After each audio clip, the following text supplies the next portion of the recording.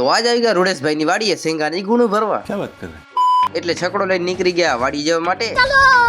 અને પછી વાડીએ પહોંચી આયા અને આવીને મંડી ગયા કચરો ને કોટીબા વીણવા. એટલે આ થોડીક સિંગા ઠાલ માંથી નીકળી હતી એટલે આમાં કચરો ને કોટીબા ઘણો હતો એટલે અમે આ કચરો વીણી સીર્યા. પછી બધામાં કચરો વીણી લીધો અને પછી મંડી ગયા ગુણું ભરવા. અને એક તો આની ગુણું એવી આવી હતી કાંઈ હાજુ નતો યાર.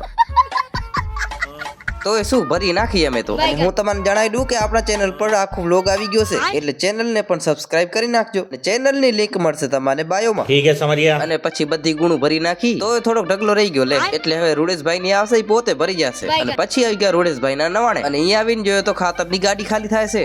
અને એ ગાડી ખાલી કર્યા વાળા એ મારા ફોલોવર હતા એટલે એમના ભેગા થઈને થોડીક વાર વાતે કરી પછી નીકળી ગયા અમારી વાડી જવા. એટલે અમારી વાડી પણ ગુણું ભરવાની હતી એટલે પછી વાડીએ પહોંચી આયા અને આવીને મંડી ગયા ગુણું ભરવા. અને પછી બધી ગુણું ભરી નાખી. અને આ ગુણું કેટલી થઈ છે તમે કોમેન્ટ કરીને જણાવજો. અને પછી ગુણું ભરીને ગુણું ઢાંકી રાખી કેમ કે વેચવા કાલે લઈ જવાનો હતો. અને ગુણું ઢાંકીને નીકળી ગયા ઘરે. તો હવે અમે ઘરે જાય છીએ. તમે લાઈક ફોલો અને સબસ્ક્રાઇબ કરતા જાજો. બાય.